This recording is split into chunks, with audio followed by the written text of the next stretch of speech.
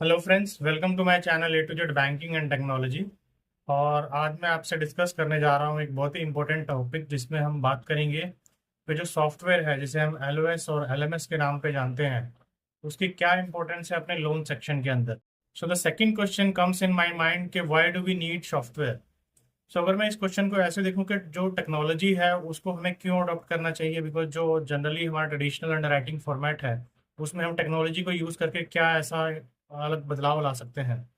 सो इस क्वेश्चन का आंसर देने के लिए मैं आपको कुछ इंपॉर्टेंट फैक्टर्स के बारे में बताता हूँ कि जो सॉफ्टवेयर है वो आपको कहीं ना कहीं टैट को रिड्यूस करता है। जो एक नॉर्मल प्रोसेस फाइल करने में जो टैट है उसको रिड्यूस कर रहा है। कहीं ना कहीं आपको ह्यूमन एरर्स जो है, मैनुअल एरर्स हैं, उससे बता रहा है। जो फ्रॉड प्रिवेंशन है उस फ्रॉड से आपको बचा रहा है। साथ ही साथ जो आपकी क्वालिटी है उसको मेंटेन कर रहा है, और ये इजीली एक्सेस है हर जगह से। तो this is the answer for why do we need a software. इसके अलावा भी बहुत से इंपॉर्टेंट पॉइंट हो सकते हैं, बट फिलहाल तो जो नेक्स्ट क्वेश्चन हमें डिस्कस करना है वो है कि एलओएस और एलएमएस। आपने देखा होगा किसी भी सॉफ्टवेयर में दो वर्ड्स यूज होते हैं कि एलओएस इनका कैसा है, एलएमएस कैसा है। सो अभी सबसे पहले हम बेसिक समझते हैं कि एलओएस क्या है और एलएमएस क्या है और उन दोनों में क्या डिफरेंस है। सो एलओएस का जो फुल फॉर्म है उसे बोलते हैं loan operating system. Loan operating system एक ऐसा सॉफ्टवेयर है जो आपका प्री लॉगिन, मतलब फाइल लॉगिन से पहले के जो प्रोसेस होते हैं और टिल डिसबर्समेंट तक के जो भी स्टेप्स होते हैं, जो भी प्रोसेसेस होते हैं ड्यूरिंग द लोन प्रोसेस, वो सारे स्टेप्स, सारी जो इंटीग्रेशन है सॉफ्टवेयर की, जो भी रिक्वायरमेंट है अपने लोन को प्रोसेस करने के लिए, वो सारे स्टेप्स उस एलओएस के अंदर होते हैं। मतलब वो लोन को एक पोर्टफोलियो में कन्वर्ट, यानी मतलब उसको डिसबर्स करने में जो जो एक्टिविटीज होती हैं उन सबको करने में वो सपोर्ट करता है। इसीलिए हम उसे लोन ऑपरेटिंग सिस्टम बोलते हैं, क्योंकि वो कहीं ना कहीं लोन को ऑपरेट कर रहा होता है। तो इसीलिए हम इसे लोन ऑपरेटिंग सिस्टम एलओएस बोलते हैं। तो अब जानते हैं कि एलएमएस क्या होता है। सो एलएमएस बेसिकली जब भी हमारा एलओएस का काम खत्म होता है तो एलएमएस की काम शुरू होता है, क्योंकि जैसे ही लोन हमारा डिसबर्स हो जाता है उसका एक लैंड नंबर जनरेट हो जाता है, वो हमारा एक कस्टमर यूनिक बन जाता है। उसके बाद उसकी अलग जो डिसबर्समेंट, पोस्ट डिसबर्समेंट एक्टिविटीज शुरू होती हैं। जैसे उसका लोन का डिसबर्समेंट होने के बाद उसका स्टेटमेंट जनरेट करना, उसके रीपेमेंट को उसमें अपडेट करना, एसओए मेंटेन करना, आपका रीपेमेंट शेड्यूल मेंटेन करना, इंटरेस्ट इनकम बनाना, और उसका फोरक्लोजर करना, उसका क्लोजर करना। ये सारी जो एक्टिविटी है, ये सारी एक्टिविटी हमारे एलएमएस में होती हैं, जो कि कहीं ना कहीं आपके अकाउंटिंग सॉफ्टवेयर, या तो टैली या फिर आपने जो भी अकाउंटिंग सॉफ्टवेयर लिया हुआ है उससे वो इंटीग्रेट होता है। तो ये दोनों ही सेगमेंट जो है एक दूसरे से इंटर रिलेटेड है। जैसे ही एलओएस का काम खत्म होगा एलएमएस अपना काम स्टार्ट करेगा। तो ये बेसिक डिफरेंस है एलओएस और एलएमएस में। और इनकी डेफिनेशन भी इसी तरह है। जो एलएमएस है वो लोन मैनेजमेंट सिस्टम है। लोन होने के बाद जो उसे कैसे मैनेज करना है उसे हम लोन मैनेजमेंट सिस्टम बोलते हैं, एलएमएस। और लोन को कैसे ऑपरेट करना है, कैसे उसको डिसबर्स करना है, उसको कैसे कन्वर्ट करना है एलएमएस के लिए, उसे हम लोन ऑपरेटिंग सॉफ्टवेयर बोलते हैं। तो ये बेसिक डिफरेंस है हमारे एलओएस और एलएमएस। तो चलिए अब हम स्टार्ट करते हैं अपनी वीडियो, जिसमें हम बेसिकली एलओएस को समझेंगे। एलओएस जो हमारा लोन ऑपरेटिंग सिस्टम है उसको अच्छे से डीपली से अंडरस्टैंड करेंगे, एक एक स्टेप को समझेंगे। और उसमें मैंने डिफाइन किया हुआ है कि जो लोन ऑपरेटिंग सिस्टम है उसको, उसमें क्या क्या रिक्वायरमेंट्स हैं। तो चलिए मैं स्टार्ट करूंगा अब इसको। मैं आपको अपने कंप्यूटर की स्क्रीन पे ले चलता हूँ। ओके गाइस, चलते हैं अपने कंप्यूटर की स्क्रीन पे। तो गाइज आ गए हम अपने लैपटॉप की स्क्रीन पे। तो मैं आपको ले चलता हूँ जहाँ पे हम लोन ऑपरेटिंग सिस्टम के जो यूजेस हैं और जो हमें एडवांटेज उसमें चाहिए उसके बारे में डिस्कस करते हैं। तो सबसे पहला जो यहाँ पे हमने इसको डिवाइड किया है, we have divided it to three sections like user interface, technology integration, automation and efficiency. तो यूजर इंटरफेस का जो सेक्शन है इसमें बेसिकली हम ये समझना चाहेंगे कि जो यूजर है, जो भी हमारे बैंक के एम्प्लॉयज हैं या फिर एनबीएफसी के एम्प्लॉय है, उनको जब उस सॉफ्टवेयर को यूज करना है तो वहाँ पे क्या क्या फैसिलिटीज उनके पास होनी चाहिए, क्या क्या फ्लेक्सिबिलिटी उनके पास होनी चाहिए। सेकंड जो पोर्शन है हमारा टेक्नोलॉजी इंटीग्रेशन में, इसमें हम बात करेंगे सारे उन टेक्नोलॉजीज के रिगार्डिंग, जैसे हमारा सिविल इंटीग्रेशन है, हमारा पैन आधार इंटीग्रेशन है, हमारा डबल ए इंटीग्रेशन है, या फिर जो भी जो बैंकिंग के अंडरराइटिंग स्किल्स के अंदर सॉफ्टवेयर रिक्वायरमेंट होती हैं, उन सारे सॉफ्टवेयर एंड इंटीग्रेशन और एपीआईज के रिगार्डिंग हम यहाँ पे डिस्कशन करेंगे। देन फिर हम आते हैं ऑटोमेशन एंड इफिशिएंसी वाले सेक्शन के अंदर। इसमें हम बात करेंगे कि जो हमें ऑटोमेशन में चीज़ें चाहिए, जिसमें हमारा कैम ऑटो जनरेट होना चाहिए, हमारा एप्लीकेशन फॉर्म ऑटो जनरेट होना चाहिए, हमारा जो है लोन एग्रीमेंट है वो ऑटो जनरेट होना चाहिए, हमारी एमआईएसएस जो है वो ऑटो जनरेट होनी चाहिए, हमारा जो सैंक्शन लेटर है वो ऑटो जनरेट होना चाहिए, MITC ऑटो जनरेट होना चाहिए। तो जो जो हमें ऑटो जनरेशन फॉर्म में यहाँ से आउटपुट चाहिए, उन सारे आउटपुट्स की डिस्कशन हम इस सेक्शन में करेंगे। तो सबसे पहले हम स्टार्ट कर लेते हैं यूजर इंटरफेस से, बिकॉज यूजर इंटरफेस में काफ़ी सारी चीज़ें हैं जहाँ पे हम ये डिस्कस करेंगे कि यूजर को क्या क्या फैसिलिटी मिलनी चाहिए जब भी वो सॉफ्टवेयर को यूज कर रहा हो। मैं यहाँ पे किसी पर्टिकुलर सॉफ्टवेयर की बात नहीं कर रहा हूँ। यहाँ पे हम एज ए यूजर कौन सा सॉफ्टवेयर हमें यूज करना है और उसमें क्या फैसिलिटी होनी चाहिए, हम उसके रिगार्डिंग बात कर रहे हैं। तो चलिए, सबसे पहला जो पॉइंट है यूजर इंटरफेस के अंदर, वो है इजी प्रोसेस फ्लो। जो हमारा प्रोसेस फ्लो है किसी भी सॉफ्टवेयर का, वो काफी इजी और सिंपल होना चाहिए, ना कि कॉम्प्लिकेटेड होना चाहिए। जैसे इसमें भी लिखा हुआ है, the loan application interface should be simple and easy to understand, allow user to navigate through the process effortlessly. So कई बार आप देखेंगे जो सॉफ्टवेयर्स हैं उनके प्रोसेसेस कुछ ऐसे बने होते हैं कि उसको पता ही नहीं चलता कि फ्लो जो यहाँ से है, जो स्टेप 1 है और स्टेप 2 है, वो कैसे मूव होगा, और एक स्टेप से दूसरे स्टेप का कोई डायरेक्शंस तो वहाँ पे दिखता नहीं है। साथ ही साथ उनके जो स्क्रीनिंग है, स्क्रीनिंग भी ऐसी होती है कि उसे समझ ही नहीं आ रहा होता कि कहाँ पे क्लिक किया जाए और उससे क्या इंटरफेस खुल के आएगा। तो जनरली जो मैंने देखा है सॉफ्टवेयर में, जो अगर आपके steps 1, step 2, step 3, step 4, step 5 हैं, तो ये स्टेप्स का जो डेमो है वो यहाँ पे आपके एक पेज पे दिखते रहना चाहिए। जैसे आपने स्टेप 1 पे किया तो उसकी सारी डिटेल यहाँ पे खुल जाए। स्टेप 2 पे जैसे आपने क्लिक किया तो उसकी सारी इंटरफेस आपके यहाँ आ जाए। स्टेप 3 में आप जैसे क्लिक करेंगे तो सारा पेज यहाँ आ जाए। इनफैक्ट कई बार ऐसा होता है कि जो सॉफ्टवेयर बने होते हैं वो कुछ ऐसे कैटेगरीज में बने होते हैं कि स्टेप 1 यहाँ पे है, स्टेप 5 यहाँ पे है। तो उससे क्या होता है, यूजर काफी कंफ्यूज होता है और उसे इस चीज को समझने में बहुत प्रॉब्लम आती है। तो सजेशन यही है यहाँ पे कि जो प्रोसेस है हमारे सॉफ्टवेयर का, प्रोसेस फ्लो, जो कि बहुत ही इंपॉर्टेंट रोल निभाता है किसी भी अंडरराइटिंग लोन प्रोसेस के अंदर, वो प्रोसेस फ्लो काफी सिंपल हो और उसकी प्रेजेंटेशन भी बहुत ही इजी टू अंडरस्टैंड हो फॉर ए सिंपल और लेमन लैंग्वेज में अगर हम समझे तो। चलिए, इसके बाद हम बात करें कि यूजर को और क्या फैसिलिटी मिलनी चाहिए। यूजर को हम एक फैसिलिटी दे सकते हैं जहाँ पे सेक्शन वाइज इन्फॉर्मेशन जो है, वो सेक्शन वाइज इन्फॉर्मेशन फिल कर पाए। सेक्शन वाइज इन्फॉर्मेशन से मतलब ये है कि आपका जो सेक्शन है वो, जैसे मान लो अपना एप्लीकेशन फॉर्म का एक सेक्शन है जहाँ पे आप बोरोवर की डिटेल डाल रहे हैं। फिर आपका सेक्शन है जहाँ पे आप लोन इनकम की डिटेल डाल रहे हैं। फिर आपका एक सेक्शन है जहाँ पे प्रॉपर्टी डिटेल डाल रहे हैं। फिर आपका एक सेक्शन है जहाँ पे आप कमर्शियल्स की डिटेल डाल रहे हैं।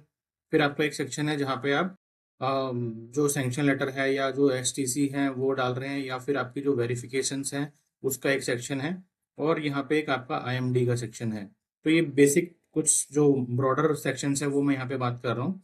तो कई बार क्या होता है कि आपका जो प्रोसेस है वो इतना रिजिड है कि वो बोल रहा है कि भाई जब तक आपकी एप्लीकेशन की डिटेल कंप्लीट नहीं होगी तब तक वो आपके लोन की डिटेल कंप्लीट नहीं करने देगा, या प्रॉपर्टी की डिटेल कंप्लीट नहीं करने देगा, या फिर अदर डिटेल कंप्लीट नहीं कर देगा। तो कई पॉइंट ऑफ व्यू से मैं देखता हूँ कि ये सही भी है, क्योंकि कई बार होता है कि अगर आपने उसको स्किपेबल ऑप्शन दे दिया तो इन्फॉर्मेशन फिल नहीं होगी। बट कई बार अगर हम ये मान के चले कि अगर आपका यूजर बहुत ही इंटेलिजेंट है और बहुत ही रूल्स को फॉलो करने वाला है, तो वो आप स्टेप बाय स्टेप भी आप उसको सेक्शन वाइज भी आप उसको फिल कर सकते हो। कई बार ऐसा होता है कि कुछ प्रोडक्ट में कि कुछ इन्फॉर्मेशन तो अभी आई और कुछ इन्फॉर्मेशन लॉगिन होने के बाद आ रही है, तो वो उस चीज को स्किप करके जो इन्फॉर्मेशन अवेलेबल है उसको भर के हुए आगे बढ़ सके। तो यहाँ पे हम बोल रहे हैं कि user should be able to fill the information section wise rather than step by step, making the process more organised and user friendly. तो इसमें बेसिकली एक पर्पज और भी है इसका, कि जिसमें हम ये बोल रहे हैं कि जो सेक्शंस पे क्लिक किया जाए, जैसे मान लो मैंने प्रॉपर्टी के सेक्शन पे क्लिक किया तो मेरा जो स्क्रीन है वो सीधा प्रॉपर्टी के सेक्शन को, चीज़ों को खोल दे। और ऐसा ना हो कि पहले उसको स्टेप इसको क्लियर करके जाना ना पाए, फिर उसके बाद उसको दूसरे स्टेप पे जाए तब वो प्रॉपर्टी के सेक्शन को ओपन कर पाए। तो that's the basically idea behind this section wise filling information. चलिए आगे हम बात करते हैं एडिटेबल ऑप्शंस। एडिटेबल ऑप्शंस में हम ये बात कर रहे हैं कि जो एडिटेबल, जैसे कुछ डिटेल्स हमने भरी, फॉर एग्जांपल RORM ने कोई इन्फॉर्मेशन भरी और वो आगे BCM लेवल तक गई, या जो ऑपरेशंस लेवल है, जो प्रोसेसिंग कर रहे हैं, CPA हैं जो लॉगिन डेस्क पे बैठे हैं, उनके पास गई, तो वो जो इन्फॉर्मेशन है वो एडिटेबल होनी चाहिए, सो दैट के जो इन्फॉर्मेशन RORM ने भरी है वो इन्फॉर्मेशन को करेक्ट किया जा सके, या जो क्रेडिट मैनेजर है उस इन्फॉर्मेशन को करेक्ट किया जा सके। तो इनके जो स्टेजेस डिफाइन किए गए हैं, that is stages at the login और pre login pre sanctioning stage, post sanctioning भी हो सकता है एंड पोस्ट डिसबर्सल भी हो सकता है। इसमें काफ़ी डिफरेंट ओपिनियन हो सकते हैं लोगों के, बिकॉज कई लोगों का मानना मानना है कि भाई आप इसे सेंड बैक कर दो। इनफैक्ट करेक्शन की एडिटेबल की जगह पे आप उसे सेंड बैक कीजिए सो दैट के अगला वाला बंदा उसे करेक्ट करे और फिर वापस भेजे। तो समहाउ ये सही प्रोसेस भी हो सकता है, बिकॉज यहाँ पे आप उसके एरर जो कर रहा है बंदा, उस एरर को आप आइडेंटिफाई कर पाएंगे और कल को उसे करेक्शन करवाने के लिए फोर्स कर सकते हैं। और एडिटेबल ऑप्शन में क्या होता है, आपका जो टैट है वो काफ़ी कम हो जाता है, बिकॉज टू एंड फ्रो काफ़ी कम हो जाता है। बट यहाँ पे आपके चांसेस हो सकते हैं कि इन्फॉर्मेशन जो है मिसलीड हो जाए और इन्फॉर्मेशन गलत को सही या सही को गलत की जा सके। बट अगर हम eventually on A positive note अगर इसको देखें, तो हमारा जो टैट है, अगर मान लो किसी ने उसके कुछ इन्फॉर्मेशन में कुछ एरर कर दी है, कहीं एडिट में टाइपिंग एरर हो गई है या कोई इन्फॉर्मेशन मिसिंग है, उसको रेदर देन सेंडिंग बैक, हमारा जो ऑपरेशंस डिपार्टमेंट है, क्रेडिट डिपार्टमेंट है या सीपीए डिपार्टमेंट है, उस चीज़ को फिल कर दे या उसको करेक्ट कर दे बेस्ड ऑन द इन्फॉर्मेशन जो उसके पास अवेलेबल है डॉक्यूमेंट के ऊपर या कस्टमर से जो उसने ली है। तो ये एडिटेबल ऑप्शंस होना चाहिए हमारे पास।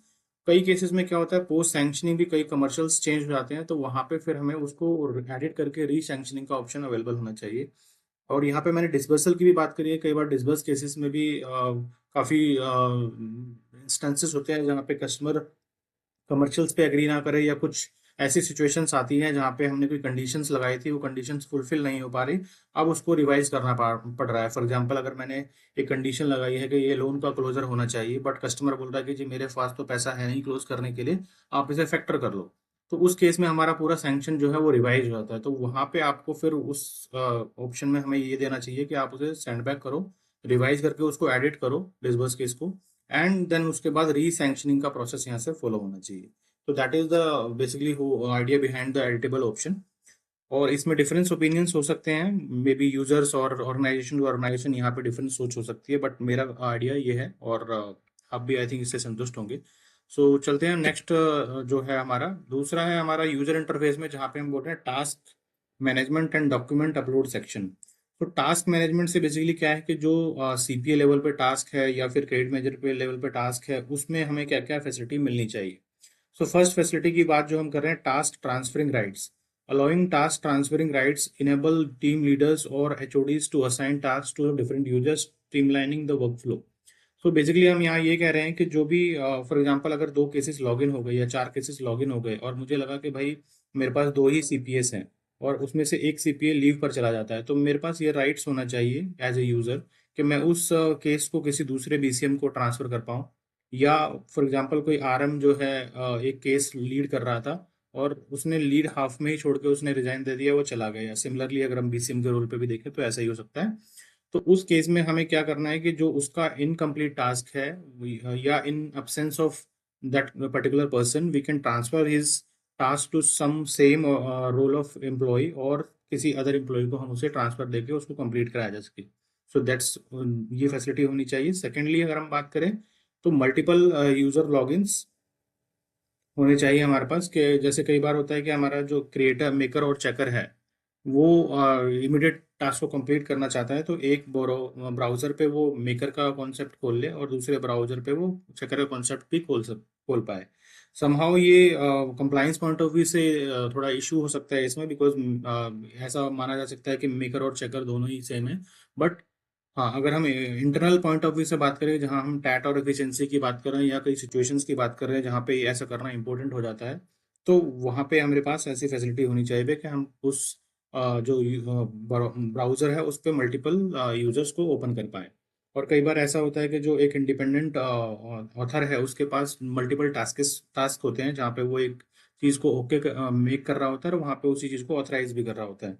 तो वहाँ पे उसके पास ऑप्शन होना चाहिए कि वो 2 ब्राउजर की जगह एक ही ब्राउजर पे 2 अलग अलग विंडो में उसको ओपन करके उसको सेव या उसको एग्जीक्यूट कर पाए। देन अगर आज आगे आते हैं जहाँ पे हम बात कर रहे हैं ऑटो सेव फैसिलिटी।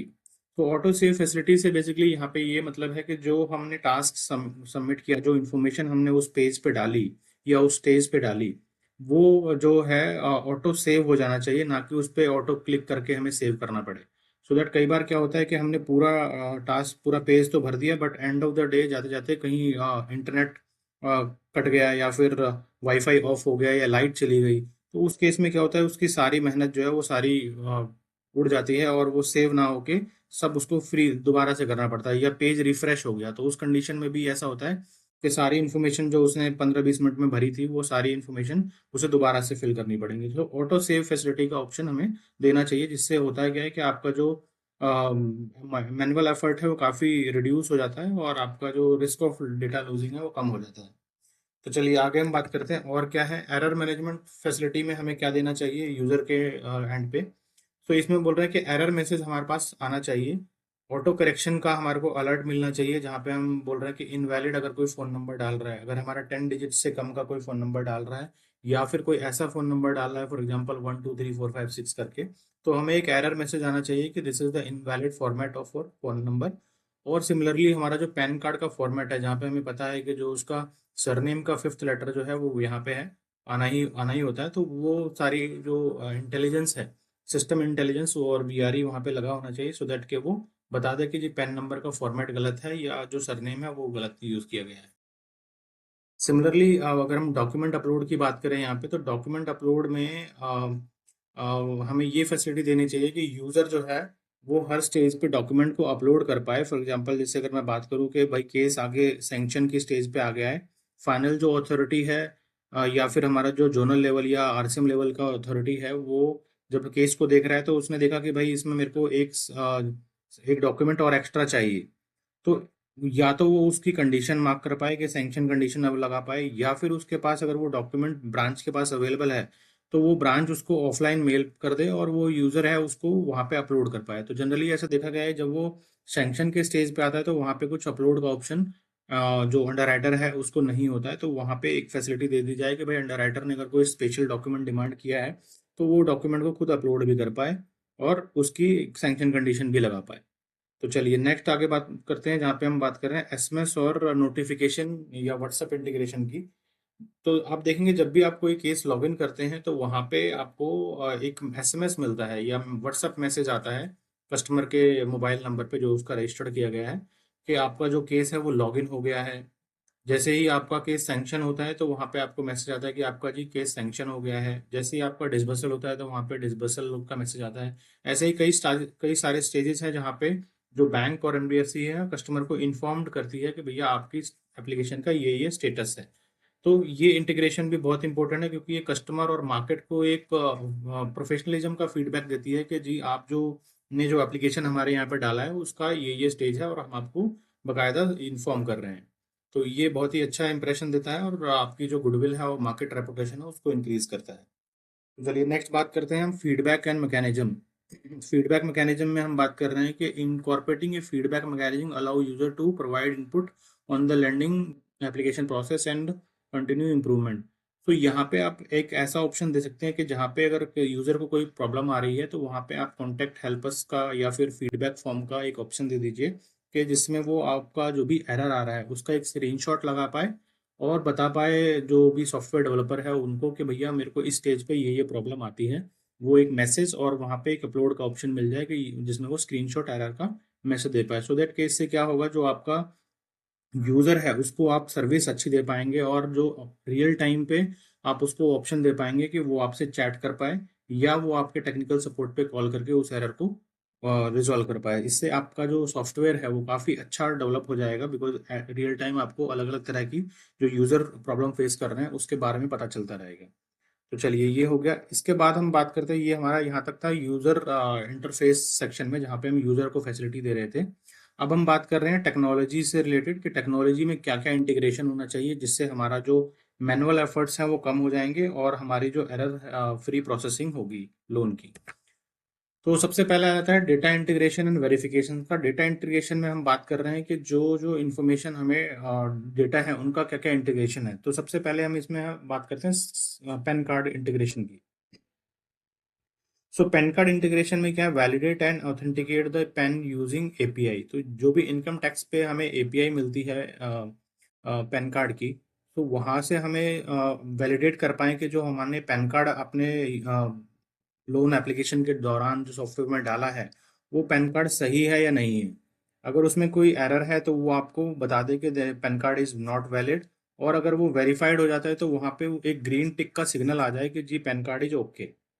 और अगर वहाँ पे कोई ऐसा आइडेंटिफिकेशन फाइंड होता है कि ये पैन कार्ड अवेलेबल नहीं है इनकम टैक्स के साइड पे, तो वहाँ उसे रेड टिक में साइन कर दो, अदरवाइज वो ग्रीन टिक साइन दे दो, जिससे ये वैलिडेट होगा कि जो आपने पैन नंबर वहाँ पे फिल किया है वो करेक्ट है, और वो इनकम टैक्स की साइट में वैलिडेट हो गया और वेरीफाई हो गया और वो करेक्ट है। तो चलिए आगे बढ़ते हैं। नेक्स्ट एपीआई है हमारा, जहाँ पे हम बात कर रहे हैं आधार कार्ड एपीआई की। आधार कार्ड एपीआई काफी इंपॉर्टेंट रोल प्ले करता है यहाँ पे। इस चीज के लिए करता है कि एक तो आपको जो भी आधार कार्ड पे एड्रेस है, आपका वो एड्रेस जो है आपके एप्लीकेशन फॉर्म में ऑटो फिल हो जाए। अगर कस्टमर उस एड्रेस पे नहीं रहता है तो वहाँ पे उसको एडिटेबल राइट मिल जाए कि उस एड्रेस को एडिट करके जो करंट एड्रेस है उसको फिल कर पाए, और उसके अगेंस्ट में जो भी डॉक्यूमेंट है वहाँ पे वो अपलोड कर पाए। देन उसके बाद आपका जो इन्फॉर्मेशन आपने डाली है, फॉर एग्जांपल आपका डीओबी है, आपका जेंडर है, आपका फोटो है, ये सारी चीज़ें वहाँ से वैलिडेट हो जाए। अगर उसमें कोई डिफरेंसेस होते हैं तो आपको मैसेज आए कि ये जो है आपका डीओबी डिफरेंट डाला हुआ है। हो सकता है कई बार आपका जो पैन कार्ड है उसमें डिफरेंट डीओबी हो और आधार कार्ड में डिफरेंट डीओबी हो, तो आप उसको ओवरराइड का ऑप्शन आपको वहाँ पे अवेलेबल हो वो जो मैसेज आ रहा है उस चीज़ का। देन इसमें सबसे इम्पोर्टेंट एक और एपीआई वैलिडेशन है यहाँ पे, जहाँ पे हम बोलते हैं कि फेस डिटेक्टर। तो नेक्स्ट पॉइंट हमारा यही है कि जो आधार का एपीआई है वो फेस डिटेक्शन की फैसिलिटी हमें दे। फेस डिटेक्शन हमें किससे करना है? जब आपने फोटो कैप्चर करी कस्टमर की, तो आप कस्टमर की लाइव फोटो कैप्चर करते हैं। जहाँ पे आप लोन एप्लीकेशन जनरेट कर रहे होते हैं तो कस्टमर की लाइव फोटो को आपने कैप्चर किया, उस फोटो को वैलिडेट करे वो आधार कार्ड के एपीआई से, जिसमें बताया कि जो आधार कार्ड पे फोटो है वो आपके लाइव फोटो से कितना मैच कर रहा है, कितने परसेंटेज मैचेस हैं। तो जनरली हम देखते हैं कि जो 90 प्लस जो परसेंटेज मैच आ रहा है वो हमारे लिए वैलिडेट हो रहा है। क्योंकि कई बार आप देखेंगे आधार कार्ड पे काफ़ी पुरानी या एकदम गंदी सी फोटो होती है, बट वो जो आपका एपीआई है, एआई एल्गोरिदम है, वो आपके रेटिना और आपके फेस मैचेस, फेस कट से मैच करके बताता है कि जो फोटो है वो आपके आधार से मैच हो रही है नहीं हो रही है। कई बार आप देखेंगे फोटो जो आधार पे है वो काफ़ी बच्चे या बहुत ही अर्ली एज की लगी होती है, और आज के डेट में आप काफ़ी यंग हो गए हैं और काफ़ी एडल्ट हो गए हैं, बट स्टिल जो आपका जो आधार एपीआई है वो इस चीज़ को वैलिडेट कर देता है, और आपका जो एआई मैकेनिज्म है इस चीज़ को वैलिडेट कर पाता है कि वो फोटो जो आधार पे है और आपकी जो करंट फोटो है उसमें कितना मैचेस परसेंटेज है।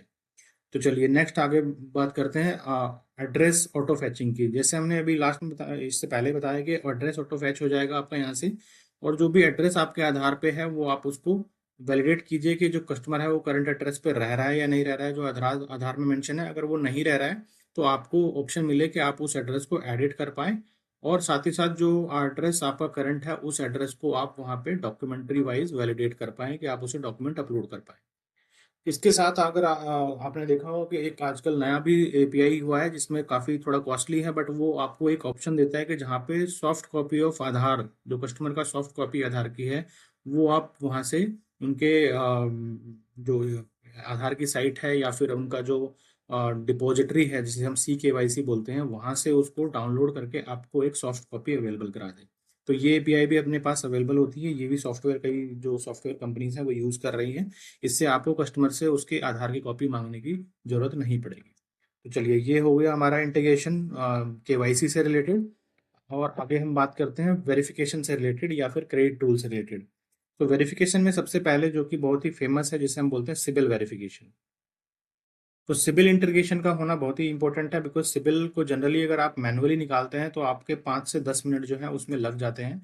बट क्योंकि आपने इंफॉर्मेशन ऑलरेडी अपने सिस्टम में आपने सिस्टम में ऑलरेडी आपने इंफॉर्मेशन फिल कर दी है, जिसमें आपने उसका एड्रेस डाल दिया है, उसका डीओबी डाल दिया, उसका पैन नंबर डाल दिया है, उसके केवाईसी डिटेल डाल दिए हैं, तो जो वन क्लिक है वहाँ पे, उस वन क्लिक में वो आपको सिबिल जनरेट करके दे देगा, बिकॉज जो इन्फॉर्मेशन आपने डाली थी वो सारी सिबिल के पास चली जाएंगी, और उनके बेसिस पे ही आपको सिविल रिपोर्ट अब अवेलेबल हो जाएगी। तो इससे आपका जो टाइम है वो काफ़ी रिड्यूस हो जाएगा, बिकॉज जो 10 मिनट आप सिविल को निकालने में लग रहे थे वो आपका सिर्फ 1 सेकेंड में कन्वर्ट हो जाएगा। तो अब आते हैं नेक्स्ट क्रिफ इंटीग्रेशन पे, बिकॉज सिंबल और क्रिफ दोनों सेम ही है, तो मैं पहले इसको बात कर लेता हूँ। क्रिफ इंटीग्रेशन भी सेम है। अब कई वालों का क्वेश्चन होता है कि जब हमने सिबिल निकाल लिया तो क्रिफ इंटीग्रेशन की क्या रिक्वायरमेंट है।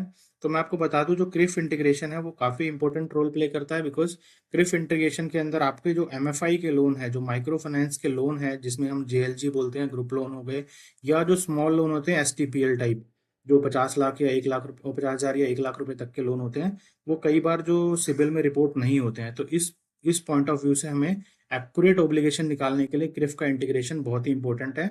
प्लस इसमें एक और पॉइंट है कि जो लेडीज के नाम पे लोन होते हैं, वो लेडीज के नाम पे लोन जो है सिविल में कई बार रिपोर्ट नहीं होते हैं। तो इसलिए क्रिफ का काफी रोल इंपॉर्टेंट हो जाता है एक्चुअल उसकी ऑब्लिगेशन को निकालने के लिए। तो चलिए, ये इंटीग्रेशन भी काफी इंपॉर्टेंट है। इसमें भी सेम प्रोसेस फॉलो होता है। जो भी इंफॉर्मेशन आपने डाली है एप्लीकेंट ऑब्लिगेंट की, उस पर क्लिक करते ही आपको विद इन 1 सेकेंड में आपका क्रिफ भी डाउनलोड हो जाता है। चलिए आगे बात करते हैं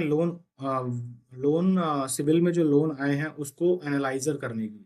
तो इसमें मैं आपको बोल रहा हूँ कि जो भी सिबिल के अंदर लोन रिफ्लेक्ट होते हैं, तो आपने देखा होगा सिबिल में जब भी कोई लोन आता है तो आपको उसके क्या क्या इन्फॉर्मेशन अवेलेबल होती हैं। एक उसका ओपन डेट कि कब वो लोन ओपन हुआ, सेकंड टाइप ऑफ लोन कि वो किस टाइप का लोन है, मतलब ऑटो लोन है, पीएल है, बीएल है या फिर होम लोन है।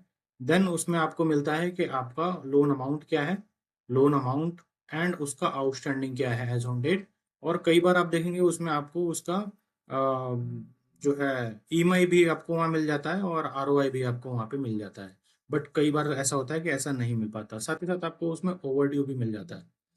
तो ओवरड्यू ईएमआई और उसका स्टेटस, या राइट ऑफ है या क्लीन चल रहा है या रेगुलर चल रहा है, वो भी आपको वहाँ देखने को मिलता है। तो इस टाइम पे आप मैं इन जो सॉफ्टवेयर है वो हमें क्या हेल्प करेगा कि जो सिबिल का इंटीग्रेशन है, सिबिल का जो एपीआई है, जब हम उसको एपीआई को हिट करेंगे तो वहां से रिस्पॉन्स आएगा। उस रिस्पॉन्स में हमारे को ये सारी इंफॉर्मेशन जो यहाँ हमने लिखी है, वो सारी इंफॉर्मेशन उस रिस्पॉन्स में आएंगी। तो मेरा जो मानना है कि जो सॉफ्टवेयर है वो इतना इतना सफिशिएंट होना चाहिए, इफिशिएंट होना चाहिए कि वो आपके लिए एक लोन ऑब्लिगेशन शीट जो है वो प्रिपेयर कर पाए बेसिस ऑफ सिबिल। तो जो भी ये इन्फॉर्मेशन है उसको एक रॉ फॉर्मेट में, उसमें हॉरिजेंटल फॉर्मेट में आपको बना दे कि जी ये लोन इस दिन ओपन हुआ था, इस दिन इस टाइप का लोन था, इसका इतना लोन अमाउंट है और इसका इतना आउटस्टैंडिंग है, इतनी ईएमआई चल रही है और उसकी ईएमआई का अमाउंट क्या है। और उसमें अगर कोई ओवरड्यू अमाउंट दिख रहा है तो वो ओवरड्यू अमाउंट लिख दे। और फाइनली अगर उसमें कोई राइट ऑफ स्टेटस है तो वो राइट ऑफ स्टेटस लिख दे। तो इससे आपकी जो लोन ऑब्लिगेशन शीट है वो ऑटोमेटिकली कुछ हद तक बन जाएगी।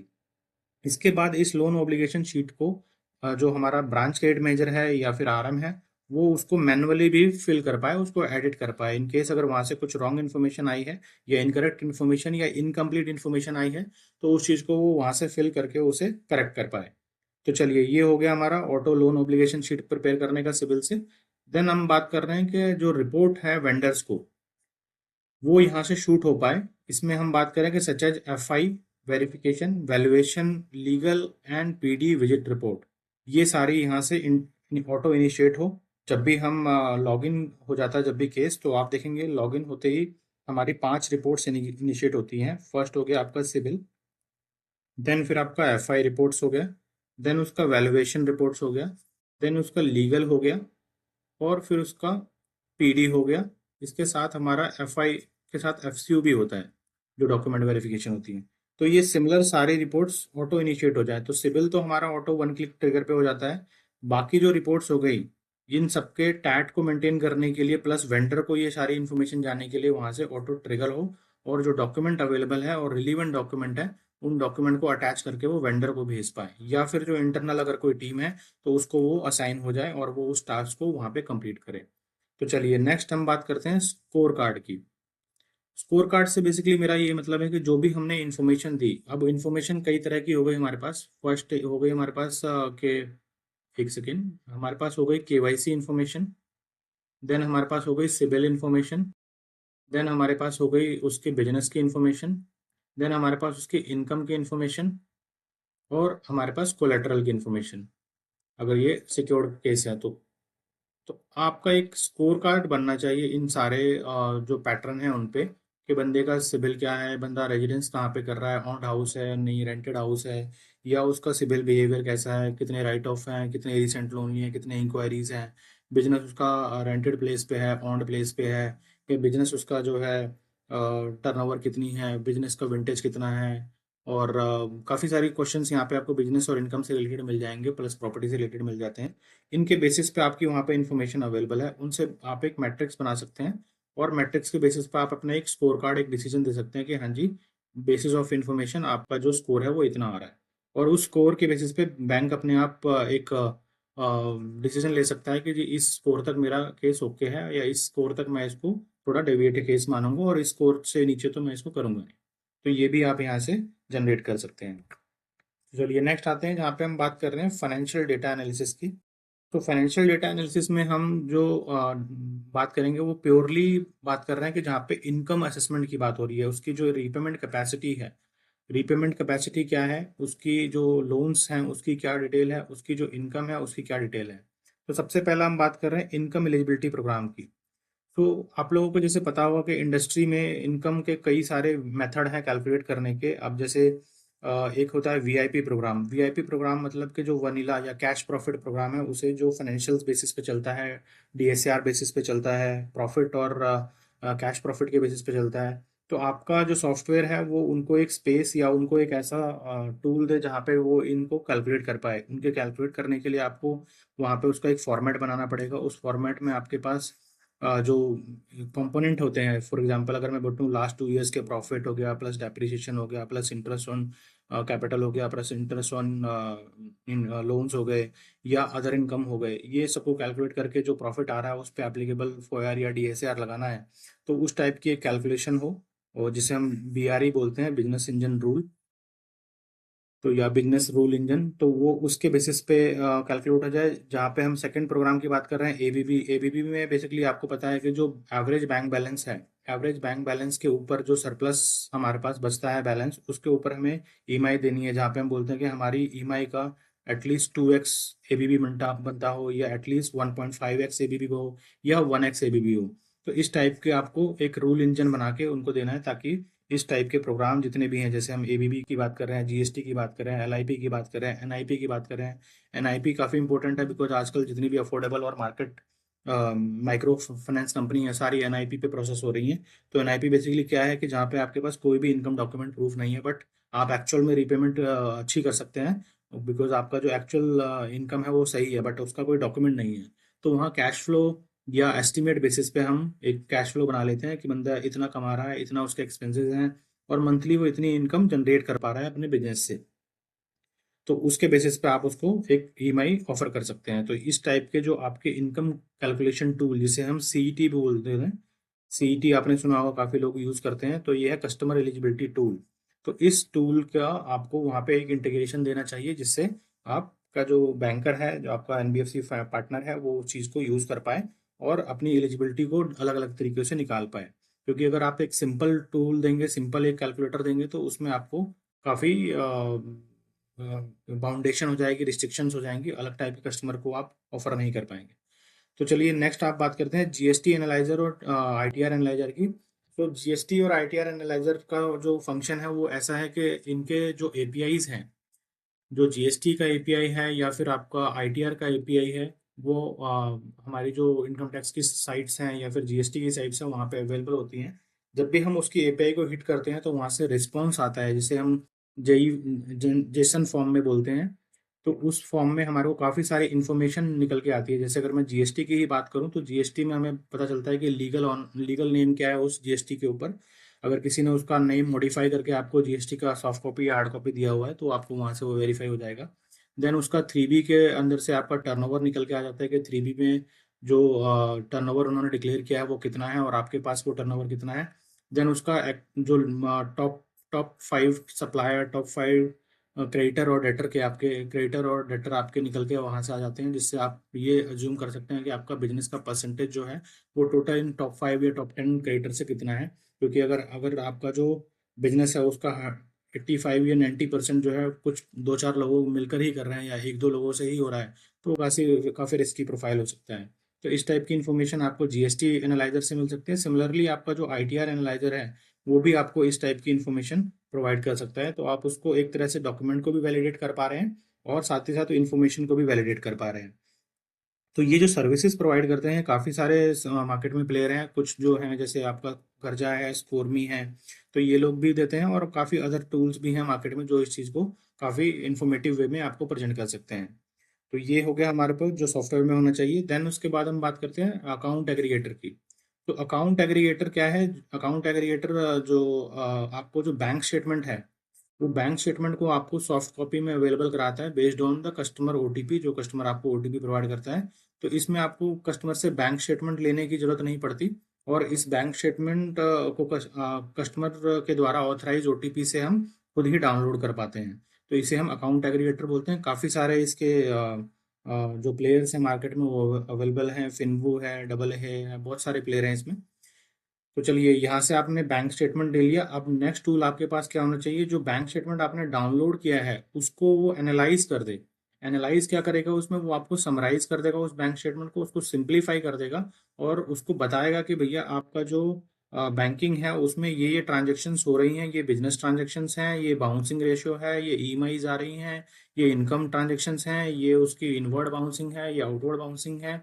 तो जितना भी बैंकिंग में से इंफॉर्मेशन हमें निकल सकता है वो सॉफ्टवेयर आपको एक समरी, एक एमआईएस के रूप में आपको प्रोवाइड करा देगा। तो ये जो टाइप के सॉफ्टवेयर है, काफ़ी सारे सॉफ्टवेयर मार्केट में फेमस हैं। परफ्यूज जो है वो काफ़ी फेमस है इस बैंक एनालिसिस के मार्केट में। तो इससे आपको काफ़ी सारी इंफॉर्मेशन मिल जाती है जब भी आप केस में डिसीजन लेते हैं। तो जब भी आप देखेंगे आप डिसीजन लेते हैं तो आपको इनकम यहाँ से मिल जाएगी, इनकम को वेरीफाई आप कर पाएंगे, बैंक स्टेटमेंट ले पाएंगे, बैंक को एनालाइज कर पाएंगे। तो आप काफ़ी इन्फॉर्म्ड और काफ़ी एक्यूरेट डिसीजन अपने केसेस पे ले पाएंगे इन टूल्स के द्वारा। तो चलिए नेक्स्ट आगे बात करते हैं, जहाँ पे हम प्रोसेस ऑटोमेट की बात कर रहे हैं कि प्रोसेस ऑटोमेशन कैसे होना चाहिए और क्या क्या चीज़ हमें ऑटोमेट प्रोसेस के थ्रू आनी चाहिए। तो सबसे पहले हम यहाँ बात कर रहे हैं कि जहाँ पे हमें ऑटो जनरेटेड डॉक्यूमेंट्स हमें मिले। ऑटो जनरेटेड डॉक्यूमेंट्स क्या है? क्योंकि हमने केस को, अभी जो केस का स्टेज है वो हो गया, केस लॉगिन हो चुका है, केस अंडरराइट हो गया है, और केस सैंक्शन हो गया है। अब हम बात कर रहे हैं कि केस सैंक्शन होने के बाद, ये तीनों स्टेप्स कंप्लीट होने के बाद हमारे को क्या क्या डॉक्यूमेंट ऑटो जनरेट हो जाने चाहिए। तो हम यहाँ बात कर रहे हैं कि ऑटो जनरेटेड में हमारे को एप्लीकेशन फॉर्म मिल जाए, जो हमें एप्लीकेशन फॉर्म मैनुअली साइन कराते हैं, सैंक्शन लेटर मिल जाए, लॉगिन लोन एग्रीमेंट हमारे को ऑटोमेट रेडी हो जाए, जिससे क्या होगा, आपका जो टाइम है वो काफ़ी रिड्यूस हो जाएगा और एरर जो है वो बहुत ही कम होंगे। तो आपका टाइम बच गया, आपका एरर फ्री हो गया, और ऑटो जनरेट हो गया ये आपका। जिसमें मैं जनरली देखता हूँ कि आपका ऐप फॉर्म जो है वो भरने में काफ़ी टाइम लगता है, आपका सैंक्शन लेटर बनाने में काफ़ी टाइम लगता है, लोन एग्रीमेंट बनाने में तो काफ़ी ज़्यादा ही टाइम लगता है। देन आपका एमआईटीसी हो जाता है इसमें, आपका जो है डिक्लेरेशंस हो जाते हैं कई तरह के, जैसे वर्नाकुलर डिक्लेरेशन हो गया, ड्यूल ड्यूबी डिक्लेरेशन हो गया। तो इस टाइप की जो फॉर्मेट्स हैं वो आप सिस्टम में इंटीग्रेट कर सकते हैं, और उससे आपका डायनेमिक वे में सारे जो डॉक्यूमेंट्स हैं वो जनरेट हो जाते हैं। तो ये जनरेट होने से आपका जो सेल्स टीम है उसका काफ़ी टाइम बच जाता है, और एरर भी फ्री हो जाता है। तो चलिए नेक्स्ट आगे बढ़ते हैं कि हमें और क्या सिस्टम दे सकता है। इसमें हम बात कर रहे हैं कैम की। तो सिस्टम जनरेटेड कैम जो है वो आपको यहाँ से मिल जाता है। बिकॉज आप जनरली देखेंगे जो क्रेडिट टीम है वो जब कैम बनाने बैठती है तो उसको 3 से 4 घंटे या कई बार 1 से 2 दिन भी लग जाते हैं कैम को बनाने में। तो यहाँ पे जो भी इन्फॉर्मेशन आपने सिस्टम में फीड करी वो उन सारी इन्फॉर्मेशन को लेता हुआ आपके लिए एक ऑटो जनरेटेड कैम अवेलेबल कर देता है। इस ऑटो जनरेटेड कैम में क्या क्या चीज़ें होनी चाहिए? जो जनरली मैं देखता हूँ कि आपका जो एप्लीकेंट है, बोरोवर और कोप्लीकेंट की सारी डिटेल होनी चाहिए, उनके बिजनेस की डिटेल होनी चाहिए, उनके इनकम की डिटेल होनी चाहिए, उनके ओब्लिगेशंस की डिटेल होनी चाहिए, उसमें प्रॉपर्टी क्या ले रहे हैं उसकी डिटेल होनी चाहिए, उसने जो पीडी की है उस पीडी की सारी इन्फॉर्मेशन होनी चाहिए, उस पीडी के दौरान उसके बैकग्राउंड की, उसके बिजनेस की, उसके फाइनेंशियल्स की, उसके ओब्लिगेशंस की, और जो भी आपको कंसर्न लगते हैं उन कंसर्न्स की, और साथ ही साथ उसके मिटिगेंट की। अब उसके बाद आ जाते हैं पीडी के बाद आपका हो जाता है सैंक्शन कंडीशंस की, क्या सैंक्शन कंडीशंस हैं और उस केस में क्या स्ट्रेंथ है, ओवरऑल स्ट्रेंथ क्या है, पॉजिटिव क्या है, डेविएशंस और जो मिटिगेंट्स है वो आपने यहाँ पे ऑलरेडी कवर कर लिए। अब आपकी बात आती है कि उस केस का सैंक्शन हो जाना चाहिए, वहाँ पे किसने सैंक्शन किया और क्या कंडीशंस के साथ सैंक्शन किया, और उसका सैंक्शन फ्लो क्या रहा, कि भाई किसने कब रिकमेंड किया और किसने कब सैंक्शन किया। तो ये सारा कैम में आपका आना चाहिए। मैंने यहाँ पे एक पॉइंट मिस कर दिया वेरिफिकेशंस का, कि यहाँ पे आपको वेरिफिकेशंस का भी एक सेक्शन आना चाहिए कि कौन सी वेरिफिकेशन कब हुई और उसका क्या स्टेटस रहा। तो ये सारी इन्फॉर्मेशन आपको कैम के अंदर मिल जानी चाहिए ऑटो जनरेटेड सिस्टम में। अब आगे बात करते हैं एमआईएस की, क्योंकि किसी भी बिजनेस को मॉनिटर करने के लिए एमआईएस बहुत ही इंपॉर्टेंट रोल हो प्ले करता है। तो इसमें हमारे को एमआईएस क्या क्या चाहिए होती है कि एक तो स्टेज वाइज एमआईएस मिल जाए। स्टेज वाइज एमआईएस में क्या है कि भैया लीड पे कितनी फाइल पेंडिंग पड़ी है, लॉगिन के लिए कितनी फाइल पेंडिंग पड़ी है, पीडी के लिए कितनी फाइल पेंडिंग पड़ी है, रिकमेंडेशन के लिए कितनी फाइल पेंडिंग पड़ी है, सैंक्शन के लिए कितनी फाइल पेंडिंग पड़ी है, जो सैंक्शन हो चुकी है जिसे हम एसयूडी बोलते हैं, सैंक्शन बट नॉट डिसबर्स, तो रेडी फॉर डिसबर्सल कितनी फाइल फाइल पड़ी है और डिसबर्स कितनी फाइल हो चुकी है। साथ ही साथ इसमें रिजेक्शन अगर हुई है तो रिजेक्शन अमाउंट भी अपने को आनी चाहिए। तो इससे आप पूरे बिजनेस को मॉनिटर कर सकते हैं और पूरे बिजनेस को एक ही फॉर्मेट में देख सकते हैं कि कहाँ पे क्या चल रहा है। चलिए ये हो गया एमआईएस का। अब इसमें हमें एक डैशबोर्ड होना चाहिए जिसमें एमआईएस का एक समरी निकल के आए, जिसमें हमें ऑल सीरीज की ट्रैकिंग हो पाए, जिसमें हम बता पाए कि भैया हमारा लॉगिन इतना है, सैंक्शन इतना है, डिसबर्स इतना है, रिजेक्शन इतना है, और ये चीज़ें इस स्टेज पे पड़ी हुई हैं। तो ये हमारा एक रियल टाइम डैशबोर्ड भी यहाँ से बन के आना चाहिए। जो ये एमआईएस है, ये हमारी एमआईएस एक्सेल में डाउनलोडेबल होनी चाहिए ताकि कंसर्न डिपार्टमेंट को भेज के उस पर एक्शन करवाया जाए। ये सारी आउटपुट होने के बाद हमें एक और चीज़ को मैनेज करना होता है जिसे हम बोलते हैं वेंडर मैनेजमेंट, जिसमें हम वेंडर के बिल्स को मैनेज करते हैं और डीएसएस के पे आउट को मैनेज करते हैं और एम्प्लॉय के इंसेंटिव को मॉनिटर करते हैं। तो जितने भी केसेस हुए हैं सब इन्हीं पे डिपेंड करता है कि कितने केसेस कौन डीएसए लाया, किस एम्प्लॉय ने प्रोसेस किया, उस पर किन वेंडरों ने काम किया। तो जितने भी केसेस हमारे सिस्टम में आए हैं उसके हिसाब से हमारे सारे वेंडर की एफर्ट्स और उनके इंसेंटिव और उनकी बिलिंग यहाँ पे बननी चाहिए ऑटोमेट। तो ये हमारा आउटपुट की एक्सपेक्टेशंस होती हैं। चलिए ये हमारा आउटपुट हो गया। अब हम बात करते हैं कि एडमिन के पास क्या क्या राइट्स होने चाहिए और उसको पैनल में क्या क्या इन्फॉर्मेशन मिलनी चाहिए। बट मैं ये लिमिटेड बता रहा हूँ कि इसमें एडमिन और बहुत सारे राइट्स होने चाहिए, बट जो मेरी अंडरस्टैंडिंग है उसके हिसाब से मैं आपसे डिस्कस कर रहा हूँ। तो एडमिन के अंदर हमारे पास यूजर क्रिएशन का राइट होना चाहिए कि कौन सा यूजर क्रिएट करना है और उसको क्या रोल असाइन करना है। ठीक है, क्योंकि जैसे आप देखेंगे ऑर्गेनाइजेशन में जो एम्प्लॉयज़ हैं वो आते रहते हैं, जाते रहते हैं, उनके रोल्स बदलते रहते हैं, उनके प्रमोशंस होते रहते हैं। तो इस हिसाब से एडमिन के पास उनके रोल्स क्रिएशन, यूजर क्रिएशन और उसके असाइनमेंट ऑफ राइट्स, वो उसका राइट्स होना चाहिए। अकॉर्डिंगली जैसे जैसे ऑर्गेनाइजेशन मूव करती है उनके रोल्स भी चेंज होते रहने चाहिए। तो आगे आते हैं, हम बात करें जहाँ पे मैपिंग ऑफ न्यू और एग्जिस्टिंग ब्रांच।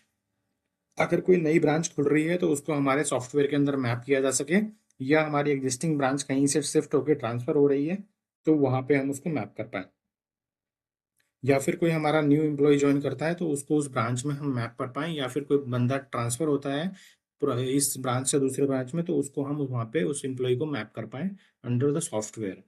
ठीक है।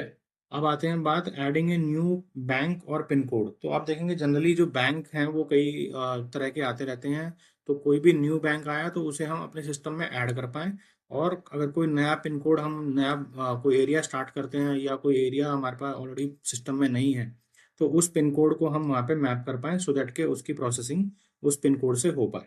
तो ये हमारे को एडमिन में ये 3 राइट्स। तो गाइस ये कुछ इन्फॉर्मेशंस थी अलग अलग स्टेजेस पे जो मेरी नॉलेज के हिसाब से एक सॉफ्टवेयर में होनी चाहिए, और हो सकता है इसमें काफ़ी चीज़ें आपके एक्सपेक्टेशन के हिसाब से ना हो, तो sorry for that, but this is the basic requirement for any software which we are using for any banks और एनबीएफसी।